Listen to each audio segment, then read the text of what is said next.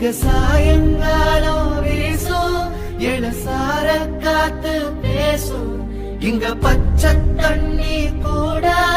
ஒரு பதனி ருசியாகும் இந்த ஊரு எங்க உசுறு இந்த மக்கள் எங்க உறவு இந்த பேட்டை எங்க கோட்டை